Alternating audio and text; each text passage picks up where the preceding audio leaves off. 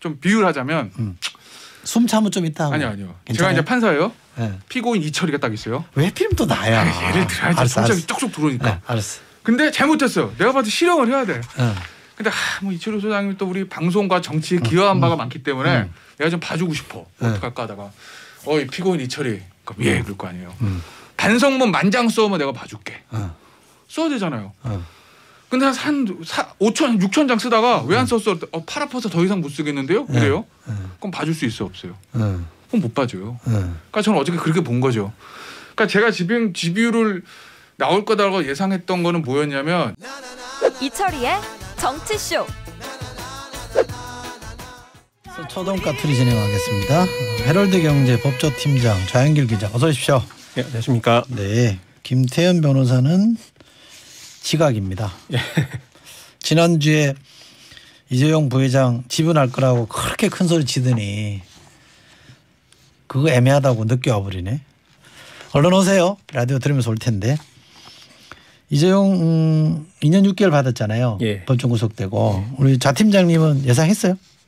아니요, 저는 예상은 못했습니다. 집유로 예상했구나.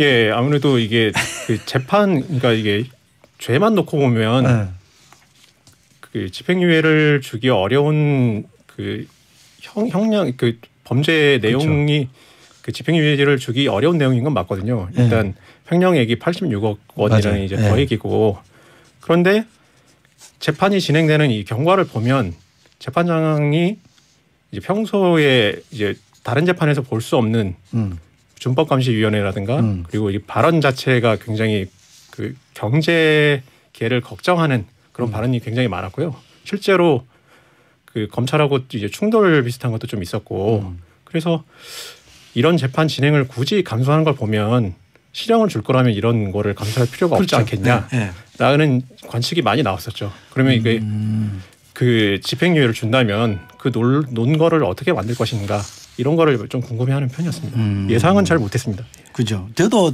법조 출입하는 기자들한테 물어보니까 대부분이 아이고 다 집유예요. 집유 이러더라고. 예. 별 고민도 안 하고 그러냐 이렇게 얘기하고 말았는데 근데 그 죄질이라 그럴까? 그 이제 적용된 혐의와 죄목 이런 걸 따져보면 그게 쉽겠냐?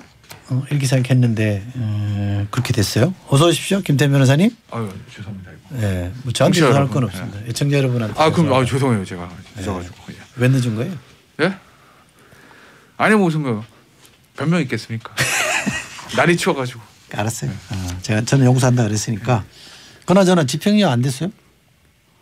제 잘못은 아닌 거죠. 누구 뭘 잘못했대? 왜 이런 거예요? 왜 제가 봤을 때는 이런 거예요. 그러니까 좀 비유를 하자면 숨 참으면 좀 있다. 아니요. 괜찮아요? 제가 이제 판사예요. 네. 피고인 이철이가 딱 있어요. 왜 필름 또 나야? 예를 들어야지. 성적이 쪽쪽 들어오니까. 네, 알았어. 근데 잘못했어요. 내가 봐도 실형을 해야 돼. 근데 뭐 이철우 소장님 또 우리 방송과 정치에 기여한 바가 많기 때문에 내가 좀 봐주고 싶어. 어떡할까 하다가 이 피고인 이철이 그럼 예 그럴 거 아니에요. 반성문 만장 써오면 내가 봐줄게. 써야 되잖아요. 근데 한 5천 6천 장 쓰다가 왜 안 썼어? 팔 아파서 더 이상 못 쓰겠는데요? 그래요? 그럼 봐줄 수 있어 없어요? 그럼 못 봐줘요. 그러니까 저는 어저께 그렇게 본 거죠. 그러니까 제가 집유를 나올 거다라고 예상했던 거는 뭐였냐면 준법감시위원회라는 이런 제도를 해가지고 네가 앞으로 잘못을 안 할 거를 장담을 해봐 이거잖아요. 사실은 지난주에 말씀드렸지만 판사가 기업 경영에 대해서 준법감시위를 만들어라 마라 하는 거는 금융당국에서 하는 거고 대통령이나 경제부총리가 할 얘기지 재판장이 할 얘기 아니거든요. 근데 그걸 하라고 그랬다는 거예요. 그건 뭐냐.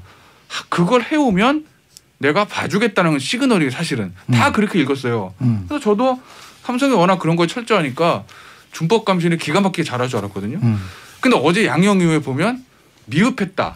근데 이게 실효성이 떨어진다. 근데 그게 이제 뭐였냐면 지난주에 저희가 그 얘기는 아마 안 들었던 것 같은데 원종진 기자 SBS 법조팀에 그러니까 취재 파일을 쓰잖아요. 지난번 취재 파일을 보면 마지막 재판 때 뭘 이제 이 얘기를 썼어요. 원종진가 법정 스케치를. 내용이 뭐냐. 준법감시위원회 평가하는데 미래에 일어날 위험을 유형화시켜라. 그러니까 뭐냐면 자 그럼 이재용 부회장 앞으로 계속 경영하다 삼성에서 뭐뭐뭐 잘못할 것 같은지 딱 유형화시켜가지고 거기에 대한 대책을 내놔. 방지책이죠.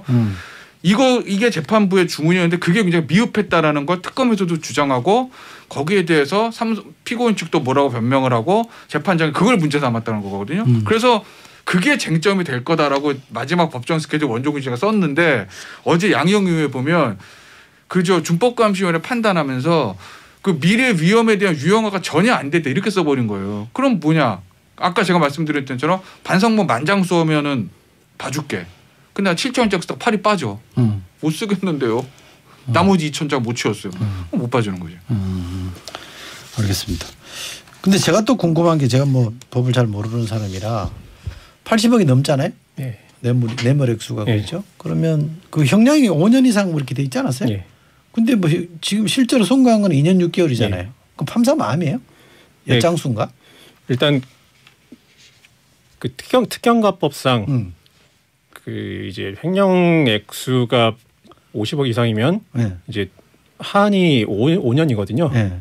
근데 범죄가 이것만 있는 건 아니지 않습니까? 네. 그러면 제일 중한 범죄를 기준으로 다른 범죄를 더해서 네. 이 형량의 상한을 1.5배를 더 선고를 할 수 있어요. 1.5배 더 예. 세게. 그러면 이제 유기징역이 30년까지 선고할 수 있기 때문에 이거는 1.5로 곱하면 이제 하한이 5년이고 상한이 이제 45년이 되는 거죠. 근데 5년에서 45년 할 수 있는데 제일 낮은 5년을 선고하고 장량 감경이라는 게 있습니다. 장량. 예. 판사가 여러 정황을 이제 감안해서 형을 절반으로 깎아줄 수 있는 권한이죠. 이제 그러면 하한인 5년을 선고하고 거기서 장량 감경을 한 번 더해서 2년 6개월 이렇게 나온 겁니다. 그럼 50%까지만 할 수 있는 거예요? 장량 감형이란 거는? 판사 세네. 사실은 할 수 있는 레인지 안에서 최하한 선을 잡은 건 맞아요. 근데 이제 이런 생각을 해봐서 어제 2년 6개월 보면서 보세요. 아주 심플하게 생각해 보시자고요. 제일 큰 게 뇌물이랑 횡령이잖아요. 근데 1심에서 뇌물이 86억이었어요. 1심 징역 5년 실형. 2심에서는 뇌물이 반으로 줄었어요. 36억. 3년의 집행유예였을 거예요. 대법원 가서 뇌물이 다시 89억을 늘었죠. 이번에 그대로 인정했습니다. 그럼 아주 산수로 생각하면 뇌물의 기준으로 하면 1심처럼 징역 5년 나와야 되는 게 맞는 거죠. 그렇지. 그죠? 그죠. 근데 2년 6개월 했어요. 2년 6개월의 의미는 뭐예요? 2년 6개월은 집행유예가 가능한 기간이에요. 근데 집행유예 안 해줬어. 그러니까 제가 말씀드리는 건 징역 4년 뭐 5년 이랬으면 애초에 거의 법원 입장 그건 사실 뭐 판사의 머릿속에 제가 들어가는 건 아닌데 선처의 여지가 없는 순간인 건데 어제 주문 선고할 때 어떻게 되냐. 피고인 이재용 징역 6년에 처한다. 끝이면 법 실형이 거기서 다만 형의 집행을 4년간 유예한다. 이 문장에 붙느냐 안 붙느냐는 거거든요. 마지막에 판결 주문 쓸 때 한 문장 더. 다만 형의 집행을 4년간 유예한다. 이걸 쓰느냐 마느냐의 게임이었다고. 2년 6개월까지 했으니. 그러니 재판부는 최대한 이재용 부회장을 저는 제 기준으로는 선처 그러니까 집유로 풀어줄 마음이 저는 없었다고 보지는 않아요. 그래서 아마 형량도 2년 6개월 제일 낮았을 거예요. 거기서 다만 집행유예 쓰느냐 안 쓰냐는 거는 그 재판부가 요구했던 준법감시위원회로 완벽하게 해왔느냐 안 해왔냐는 건데 안 해왔으니까 해줄 수가 없는 거죠 재판부. 그래서 제가 아까 제가 뭐 제 탓이 아니고요라고 이제 농담처럼 얘기했던 건 글쎄 모르겠어요. 가정은 없는 거지만 재판부가 봤을 때 이거 준법감시는 완벽한 뭐 완벽이란 거죠. 거의 이 정도면 뭐 진짜 잘해왔는데요. 앞으로 삼성에 아주 일탈은 없을 것 같은데요라는 평가가 가능한 수치였고 그 최소한 그거에 대해서 특검도 할 말이 없을 정도로 삼성에 해왔다면 그랬다면 저는 이재용 부회장 구속 안 됐을 수도 있다. 어제 특히 2년 6개월로 형을 자른 거로 봤을 때는. 근데 삼성이 이 준법감시위원회 가지고 한 활동은 다 공개돼서 드러나 있었잖아요. 뭐 그렇죠. 뭐 평가위원회도 있었고. 그리고 그 평가한 사람이 또 세 사람 따로 있었죠. 그 평가도 재판부에서 선임한 사람, 삼성 측에서 선임한 사람, 특검에서 이렇게 그러니까 하나. 세 사람이 다 달랐다는 거 아니에요. 근데 어쨌든 언론의 평가를 보면 준법감시위원회가 뭐 썩 활동을 잘한다 이런 평가를 못 받았던 것 같은데. 그죠? 언론마다 좀 논조가 다르긴 했죠. 그리고 이제 누가 선임한 사람이냐에 따라서 그 평가 성격도 좀 달랐고요. 그래도 제가 보기에는 뭐 아주 잘한다 이런 평은 못 받았던 것 같은데. 저는 사실은 뭐 그 준법감시위원회 한다는 것만 하지 얼마나 구체적으로 하는 건 잘 알 수가 없잖아요. 그럼 긴 얘기를 다 보도되지는 않으니까. 근데 저는 이제 그걸 언제 봤냐면 원종진 기자 취재 파일에서 처음 본 거예요. 그건 굉장히 자세하게 나와 있으니까. 그거 이제 저도 보고 나서 드는 일감은 조금 재판부가 요구하는 거를 완벽하게 맞추진 못했구나. 왜냐하면 어쨌든 미래 위험의 유형화 이런 거를 쟁점을 재판부 잡아서 계속 그걸 물었고 특검을 계속 거기에 대해서 공격을 하는데 삼성이 제대로 방어를 못했으니까 그렇게 완벽하게 우리가 그냥 잘 했겠거든. 반성문 만장 쓰라고 그러니까 그러면. 팔이 빠져도 만장 썼겠거니라고 생각한 게 아니었다는. 그럼 삼성이 방심한 거예요? 그걸 글쎄 모르겠어요. 방심한 건지 아니면은 진짜 그게 맞추기가 어려웠던 건지. 왜냐면 그러니까 이런 거잖아요. 그러니까 저도 뭐 그걸 해본 적이 없으니까 한 1년 주고 반성문 만장 쓰라고 그러면 열심히 쓰는데 자 이철이 피고인 이철이 하루 줄 테니까 반성문 만장 써. 그럼 못 쓰잖아요. 그러니까 그게 진짜 어려워서 못했던 건지. 써야지. 그건 제가 잘 모르겠습니다. 거기까지는. 근데 방심했던 거죠. 준법관시위원회가 그러니까 재판 도중에 이런 걸 설치해라라고 설치한 전례가 없기 때문에 그렇죠. 이거를 잘했다 못했다라고 평가할 기준이 없어요. 그래서 언론도 이런 걸 설치되는 걸 처음 봤기 때문에 이 정도면 좀 잘한 것 같다. 이 정도면 그래도 못한 것 같다.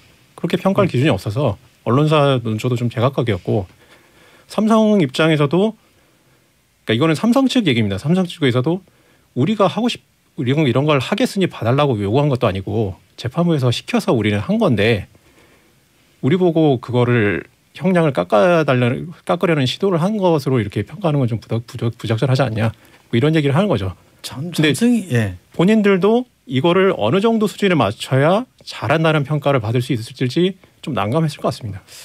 저는 삼성이 진짜 그렇게 대답했다면 실망스럽네요. 진짜 삼성이라고 하면 이런 게 저 같은 사람이 봐도 판사가 기회를 줬구나 주는구나 이렇게 느꼈으면 제대로 했었어야죠. 진짜 기업이나 이재용 부회장이 싫어할 정도의 액션을 막 준법 감시에서 하고 불편하지만 받아들이고 막 이렇게 해야 판사도 폼나고 설득력도 있을 텐데 그걸 못했잖아요. 그게 이제 비슷한 얘기인 게 그건 방심한 거지. 방송에서 할 얘기인지 모르겠는데 라디오니까 좀 편하게 말씀을 드리면 법을 떠나서 삼성이나 기업을 봤을 때 제가 어제 딱 그 준법관시위원회 빵꾸 나가지고 10대 말하면 반성문 만장 못 채운 거잖아요. 그거 보면서 무슨 생각이 들었냐면 삼성이 예전 같지가 않구나. 근데 그 삼성 내가 볼 때는 조직으로 치면 이번 그 판결 대응했던 팀들은 다 책임져야 돼. 그러니까 저 그 생각 들어요. 예전 같지가 않다. 그러니까 예전에 뭐 비판은 많았지만 삼성이 이제 미래전략실, 전략기획 구조본 이어지는 그게 사실은 대한민국의 보시면 청와대 같은 조직이거든요. 근데 굉장히 뭐 외부도 비판을 많이 받지만 최고 에이스들 무슨 일 제일 잘한다는 조직이었는데 그 조직이 물론 지금 다 사업지원 TF로 흩어졌긴 했지만 예전 같지가 않다. 이걸 재판부가 이렇게까지 판을 만들어줬는데 이걸 못 채워? 알겠습니다. 그거서는 생각은 들었어요. 4444번 쓰시는 분께서 문자 주셨는데 철디 횡령액이 86억 이거 형량이 2년 6개월이면 솔직히 할만하네요. 저도 86억 횡령하고 2년 6개월 살다가 나오겠네요. 그러니까 이 형이 너무 작다는 얘기예요. 그렇게 말씀하시는데 근데 이제 장량 강경이라는 데 대해서 솔직히 이해가 잘 안 된다는 말씀이시고 7573번 쓰시는 분께서 이런 문자 주셨습니다. 성적표 위조 실형 4년 뇌물 89억 실형 2년 6개월 엿장수 마음대로구만요 하셨는데 성적표 표창장 위조하는 건 이제 조국 그 딸 얘기죠. 정경심 부인 정경심 교수 재판에서 나왔던 때린 형량이랑 좀 비교해서 말씀하시는 것 같아요. 그쪽에 마음이 많이 가 있는 분들은 좀 이해가 잘 안 될 수도 있겠네. 뭐 그럴 수도 있어요. 그죠? 저는 뭐 감정적으로는 저 이해 안 되시고 좀 그러시는 거 제가 이해할 수는 있어요. 판사 마음이니까. 알겠습니다. 다른 아이템 해보겠습니다. 김학의 전 차관 출국 금지, 출금이라고 그러죠. 출국 정지할 때 불법성, 위법성이 있었다라는 공익 제보가 있었어요. 여기에 대해서 법무부가 해명을 내놨는데 뭐라고 해명하는 거예요 지금? 그러니까 이게 제대로 된 해명이라고 보기 어려운 게요. 해명이라고 하면 이러이러한 의혹이 제기됐지만 그거는 사실과 다르다. 이렇게 나와야 이게 제대로 된 해명이지 않습니까? 근데 사실관계는 못 건드리고 이제 해명이 2번 나왔는데 이용구 법무부 차관 같은 경우는 그런 정황이 있었던 건 맞는데 내가 거기에 관여한 바는 없다. 그건 자기는 아니다 이런 내 책임은 아니다. 이 정도로 해명을 한 거고요. 그다음에 지난번 토요일에 뒤늦게 이제 그 입장문이라는 게 나왔는데 이게 좀 특이한 게 누구의 입장문인지는 나오지 않았습니다. 이게 박상기 장관의 입장문인지 아니면 주체가 없어요? 예. 법무부에서 발표는 했지만 그냥 입장문 이렇게만 돼 있습니다. 근데 거기에서는 이제 뭐라고 했냐면 법무부 장관이 직권으로 할 수 있기 때문에 원래 출국 금지라는 것 자체가 법무부 장관이 직권으로 할 수 있기 때문에 이런 논란은 절차적 논란은 부차적인 부분에 불과하다. 본질적 내용이 아니다. 이것도 어떻게 보면 제대로 된 해명은 아닌 거죠. 아니 그러면 장관 직권으로 하지 그랬어요? 그것도 이제 결과론적인 얘기인데요. 이게 이런 그 출국 금지 과정이 잘못됐다는 문제가 있다는 거는 그때 당시에서도 언론이 문제 제기를 했던 내용입니다. 근데 그때는 뭐라고 했었냐면 이게 내사 중인 사안이기 때문에 출국 금지를 할 수 있다. 그렇게만 해명을 했거든요. 근데 지금 이번에 그 공익 신고된 내용을 보면 그 실제 수사를 받고 있지 않은 상황에서 사건 번호가 조작돼서 들어갔다는 내용이거든요. 근데 그런 부분은 이제 기존에 알려지지 않았고, 근데 그때 문제 제기를 했을 때 법무부에서 감찰을 한 사안이 있는데요. 감찰을 했을 때 그 김학의 전 차관의 출국 상황을 실시간으로 체크해서 보고를 했던 그 실무 직원이 있습니다. 이 실무 직원이 감찰을 받는 그 과정을 보면 그 법무부 장관이 직권으로 출금한 사례가 있는지를 알아봐라. 이런 주문을 받았다고 진술을 합니다. 그러면 실제로 본인은 장관이 직권으로 한 사례가 없었다고 보고를 했고 그렇다면 이제 그 감찰을 했을 때 상대방에서 그렇다면 그런 거를 왜 알아봤느냐라고 했을 때 왜 제 위에 과장님이 계신데 과장님이 알아보라고 시켰습니다. 근데 그분도 위에서 누군가가 시켰기 때문에 이런 출국 금지 사례가 있는지를 알아보라고 했을 것 같습니다. 그러니까 그 내용만 보면 장관이 직권으로 출국 금지를 한 사례를 찾았는데 못 찾은 거죠. 그러니까 전례가 없었다고 판단을 해서 그때는 못 찾았는데 지금 논란이 되고 난 뒤에 예전 사례를 하나 찾은 것 같습니다. 황교안 장관 때 뭐 있다며요? 그것도 뭐 공식적으로 얘기한 건 아닌데요. 예, 그렇게 알려지고 있습니다. 추미애 장관이 그렇게 주장하는 거 아니에요? 예. 그죠? 그다음에 제가 또 궁금한 게 우선 이제 팩트부터 확인 좀 해보고 이게 출국금지 연장할 때는 대검에서 했다면서요? 그것도 수사에서 따져봐야 될 것 같습니다. 그러니까 출국금지 연장이라는 게 따로 없고 한번 출국금지 하면 계속 연장되는 거지. 아, 그래요? 그거를 적극적으로 연장하는 게 아니다라는 뭐 얘기도 있고요. 그거는 이제 수사 과정에서 좀 따져봐야 될 문제인 것 같습니다. 아이고 참네. 저는 그래서 뭐 대검에 출국 금지 연장할 때는 대검이 손댄 건데 그때 대검은 왜 그럼 이게 부실하다는 것에 대해서 시비를 안 걸었냐 이렇게 누가 반론하길래 말이 되는 줄 알았더니 그것도 좀 따져봐야 되네요. 그때는 아마 그 연장 부분 저도 정확히 모르는데 연장할 때는 이미 김학의 전 차관이 정식 입건되고 정식 수사가 된 이후이기 때문에 그때는 사실 참 문제가 없어 보이는데 처음에 시작할 때 우리가 김학의 전 차관 좀 문제가 있다 수사해야 된다는 건 알았지만 공식적으로 입건된 건 아니거든요. 그러니까 사건 번호 쓸 수가 없는데 그냥 없는 사건 번호 쉽게 말하면 써가지고 출국 금지를 시켰으니까 그러니까 이제 문제가 좀 됐던 거고 뭐 김학의 전 차관을 처벌하고 그 사람이 정말 좀 도덕적으로나 좀 문제가 있는 사람이라는 건 그건 뭐 저도 두둔하고 싶으면서 전혀 없는데 그렇죠. 어찌됐건 야반 도주하려고 그랬잖아요. 그럼요. 그것도 사실 말이 안 되는 거죠. 근데 어찌됐건 그래도 절차는 지켜야 되는 건데 공무원 이제 검찰이라는 조직이 거기서 약간 불법적이 있다는 문제 삼는 거고 저는 보면서요. 현 정부에 있는 뭐 법무부가 진짜 일 못한다. 추 장관이 윤석열 총장 징계할 때도 또 저는 그 생각이 들었거든요. 진짜 일 디테일하게 잘해. 실력이 있어서 디테일하게 잘해야 되는데 왜 이렇게 문제를 많이 흘리고 다니냐. 예를 들면 이번에 법무부 해명 있잖아요. 장관이 직권을 할 수 있는데 안 했으니까 괜찮아라는 이 얘기. 그때 하죠. 왜 안 했을까. 전 두 가지다. 그런 게 제도가 있는지 몰랐거나 알았지만 야 장관이 직접 하면은 정치적 왜냐하면 현 정부 들어서 법무개혁위원회 할 때 장관이 직권으로 하는 거를 빼자고 그랬거든요. 그러니까 정치적으로 부담.